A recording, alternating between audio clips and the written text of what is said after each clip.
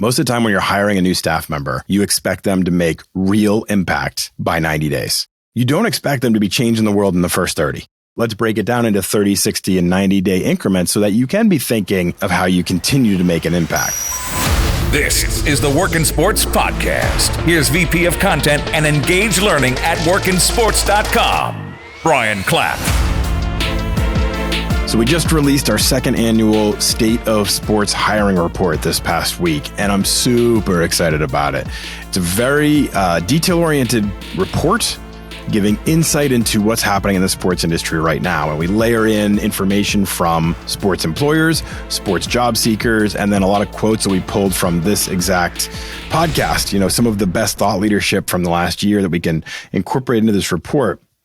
If you follow me or connect with me on LinkedIn, I just shared it recently. I will continue to. If this is something that interests you, you can check our Twitter feed at Work in Sports. We're promoting it there. It's on our website at workinsports.com. It's all over the place. You can't miss it. But I'm telling you, great insight, actionable insight to kind of set you up as a job seeker or as an employer for what's happening in the industry right now and how everything's changing. We're going to continue to do this report yearly. It's a lot of fun to create because we're always interested in the trends, you know, what's happening out there, what's changing out there. That's an important part of this all. And we're all impacted. Somebody said to me the other day when I was at #sports, I was discussing a little bit more about what workinsports.com does, you know, the benefit, the value add that we bring to the sports business world. And he said to me, well, everybody needs a job and everybody needs to hire people. So you really fit everybody. I'm like, that's a really good perspective because it is true. I mean, everybody needs a job, and especially those of us that want to work in the sports industry, we're that targeted marketplace for all of that, providing a ton of tools that will help you break into the industry, including this podcast, including our online courses, including a lot of the tools on our site. You know, iScore, iMatch, all these different things that we've developed that will help you find that right match for yourself and make sure you put yourself in the best position to stand out in the application process. Really quick, I'm going to hit on this because I think this is one of those underappreciated value adds of the workinsports.com website. So I hear from people all the time, and everybody says to me, I apply for a job and it goes into like some nether world, to reference my kids' Minecraft addiction. I just apply and then never hear anything.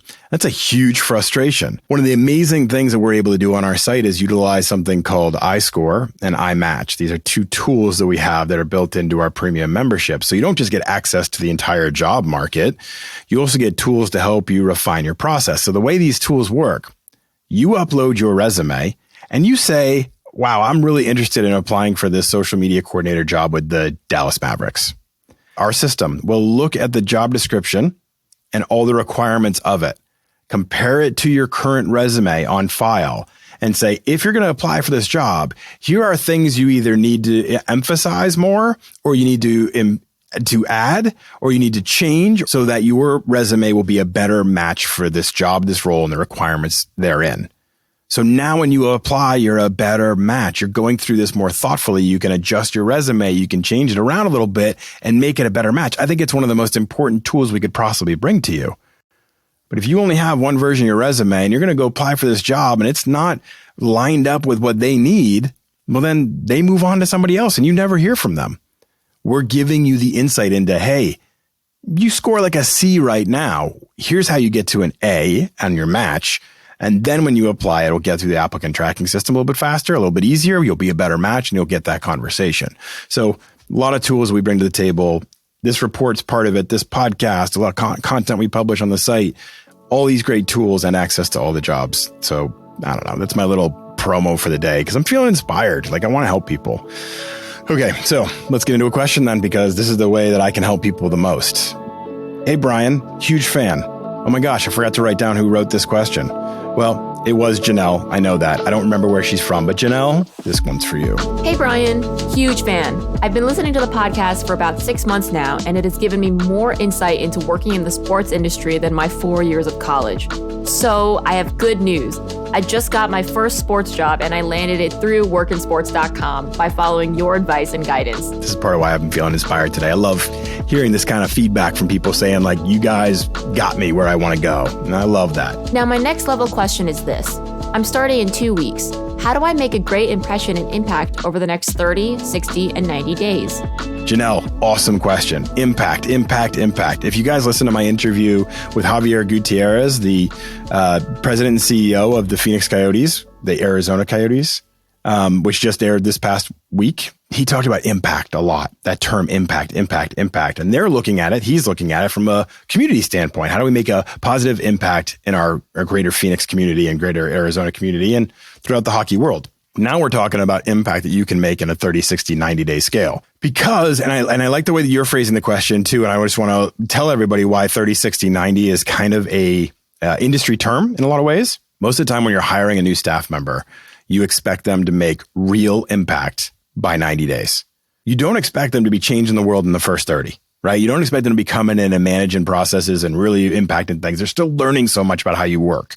But by 90 days, you want to see something. So let's break this down a little further and not just say, hey, by 90 days, you need to really start to contribute. Let's break it down into 30, 60, and 90-day increments so that you can be thinking incrementally of how you continue to make an impact.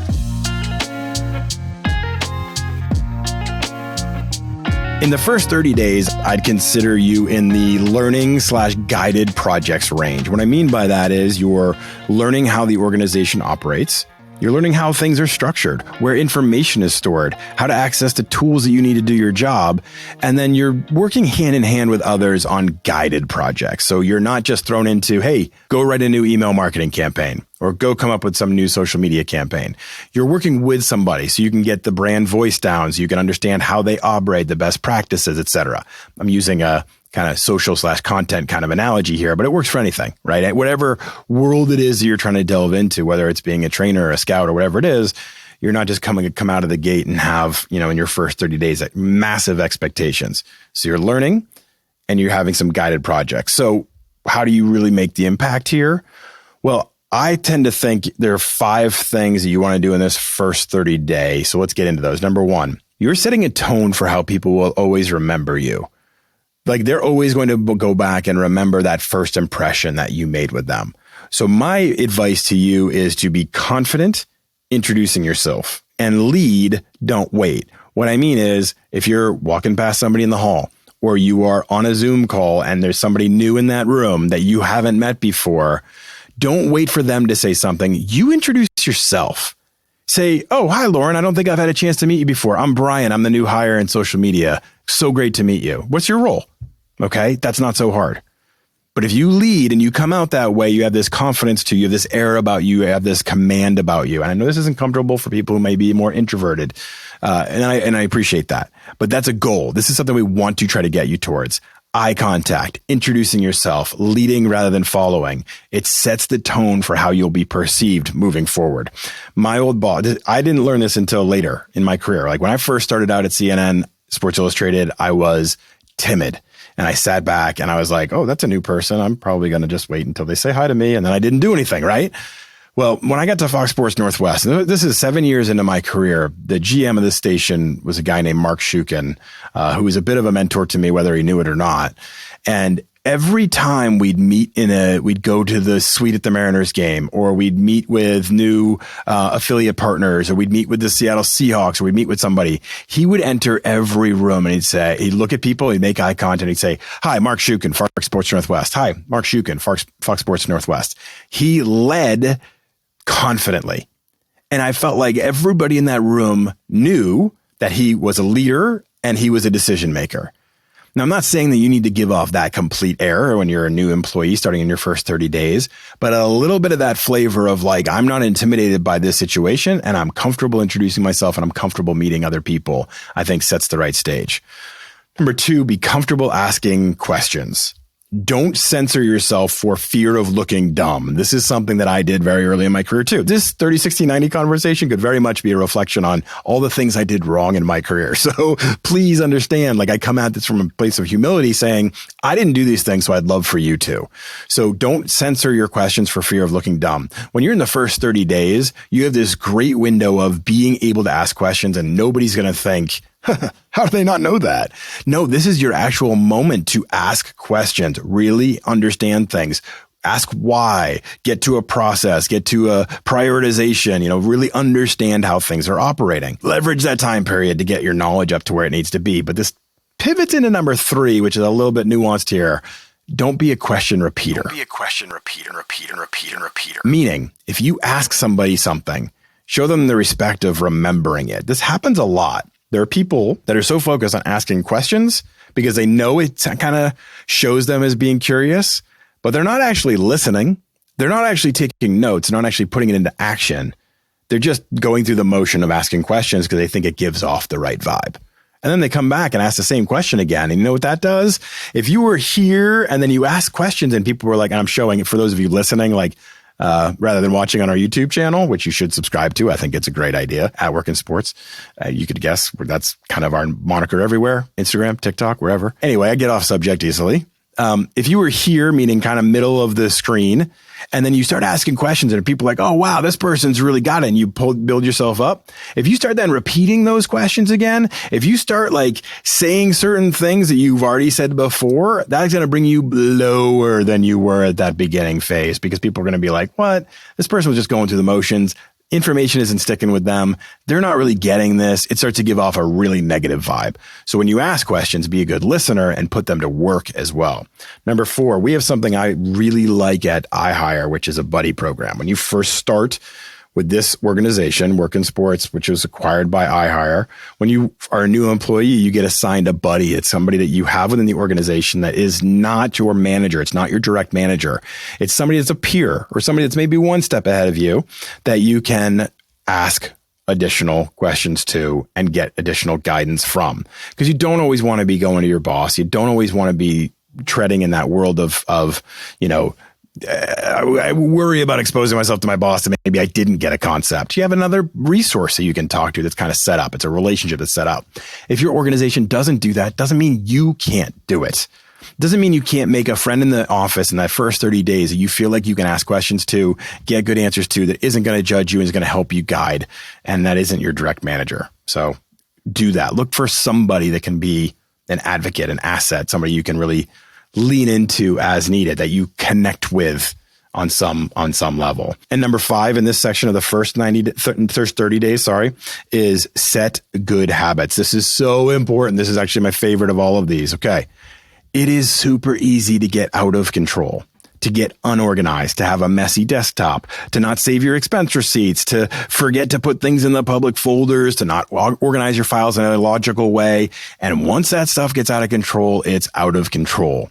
Set yourself up with logical bookmarks on your browser. Set yourself up with logical folders on your desktop. If you're using something like OneDrive, make sure you have everything organized so that you can find things quickly. You don't want to be that person that's scrambling all the time and completely unorganized, because if you don't set up that up at the beginning, it's going to only snowball from there. So like when we first got acquired by iHire and we got this whole new system and suite and everything like that, I've got bookmarks that are for all of our analytics tools. I've got bookmarks that are for all our different Zoom conference rooms. I've got bookmarks for everything. And I've got folders you wouldn't believe it, but I know where everything goes and I'm extremely organized. And that's not natural for me, but I set that up in the first 30 days. And it's been one of the most important things that I have done because I know where everything is. I'm not scrambling to get information during a meeting or not being able to find something that my boss needs or whatever it may be. So in those first 30 days, start to set up these processes for yourself, build that foundation. Okay.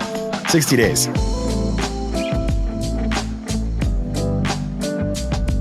Now you're into planning and solo contributing. That's this section. Planning for impact, really starting to plan out bigger projects and things you can be involved in, and then solo contributing. So let's get into this. Got 5 things in here as well. Number 1, keep perspective. In your first 60 days, keep reminding yourself, why did they open this job? Why did they need this role? Why was this so valuable? And why were you selected to fill it? So it can be very easy when you're first starting a new job to start to just get into the minutia of the job and lose that broader perspective of the big picture. Because as a boss, as somebody who hires, more often than not, I'm hiring because we have a gap. Yes, I might have bigger plans for this person. I may have other ideas, but there's one thing that really sparked this need. What is that one thing?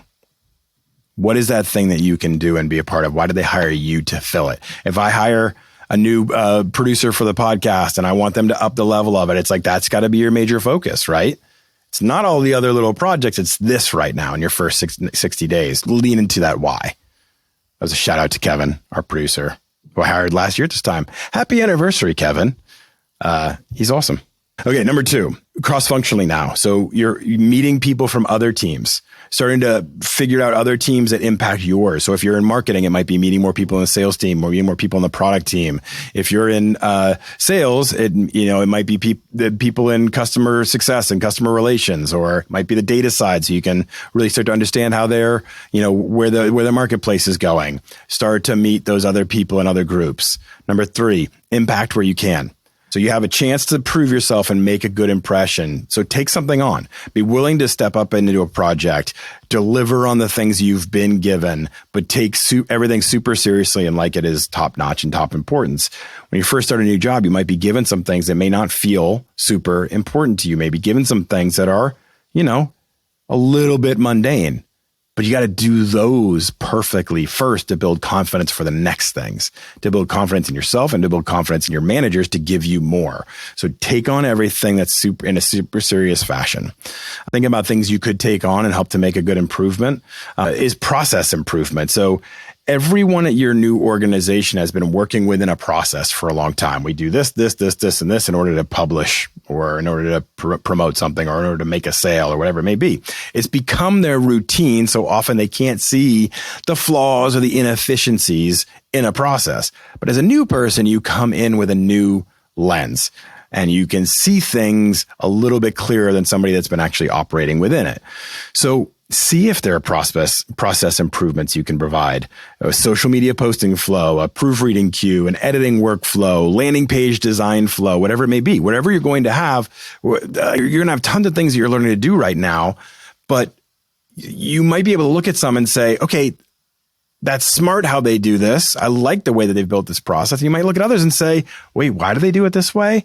Ask questions. Don't just say like, oh, why do you do it that way? Because I've had people do that before too, that are like jarring and in your face, like, oh, that's dumb. Why do you do it that way? You don't want to do that, but ask questions and say like, hey, have you guys ever thought about this, this little shift or something like that? Make a real big impact if you make a process move a little bit smoother. Number 4, define success with your manager. Make sure you have clarity of what your targets are. Set your goals that align with your manager. So you're not just making them up. You're working in cohesion with your manager so that you're working in the right direction. You're not putting effort into things that aren't as high on priority, and that you're satisfying the need that they have. Going back to the first one, why they hired you, right? Make that important. And then number 5, you want to be working independently 80 to 90% of the time by the end of 60 days. So you still have still have time to go co-project with people, but by the 60 days, you want to start migrating into that. I'm mostly be able to do this solo. I'm mostly able to take this on by myself. Okay. So 90 days. This is what I call executing for reals with a Z. Okay, so 5 things in here as well. A lot of data points today. Number 1, this is the moment that employers and hiring managers say, okay, was this person a good hire and are they impacting the organization in a positive way? They're asking that question about you. It's happening. Whether you realize it or not, it's happening. So ask yourself as you start to approach your 90-day, am I impacting the business in the right way? Am I making a positive impact? If you can't answer that question with confidence, how can they? So you have to know your impact. You have to know how you're lining up with the job description and the demands of the job and how you're integrating with the team and the culture and everything like that. You have to know these things because your boss may say to you someday, approaching 90, and be like, so how do you feel about your first 90 days on the job? You want to be ready with an answer. Number 2, set up success metrics, performance data, track results, really be able to have things you can articulate and say, yeah, we raised this by 13%. We raised that by 22%. We cut expenses down by 8%, whatever it may be. Tracking results, having performance data is a great way to share what it is that you're accomplishing wherever you can. 3rd thing in this 90-day window, pitch a project to your manager. Have an idea, something you can take on and own. You have a unique point of view. You're bringing this to the organization. That's why you were hired. what can you bring to this organization in an executable fashion? So pitch something to your manager and say, hey, I really think we can improve this, email marketing campaign, or this, social media outreach and the way we work with the sales team, or, our scouting reports, whatever it may be, and pitch it to your manager and try to show it as something you can take on. Because at this point, you should be getting pretty comfortable in the day-to-day expectations. Now you want to push beyond. Number 4, present something to the team. If you're working as part of a team, show confidence, show your intelligence, show your value by being able to get in front of the group and present something that you've analyzed or dissected, or maybe it's that process improvement. Maybe it's some other project you want to take on and you give a why behind it. If you can do that in the first 90 days, again, really good first impression. And number 5, the final one, this should be a little fun for everybody. Get involved with some sort of a company extracurricular, volunteering, happy hour, company sports team, yoga class, whatever it is, whatever the company is doing, get involved in something. So Janelle, as you look at this and want to make impact, I just gave you 15 things you can be doing over the first 30, 90, 60, 90 days. If you do those things, if you do even half of them, you're going to be in great position. So thank you for your question. It's a really good one. And thank you all for listening. I've got 4 great podcast interviews lined up this week. So we're going to have a nice run of great conversations. Always great to have you here. Please rate, review, and subscribe. It's important for us to grow. And you guys are a big part of that. I'll see you all on Wednesday.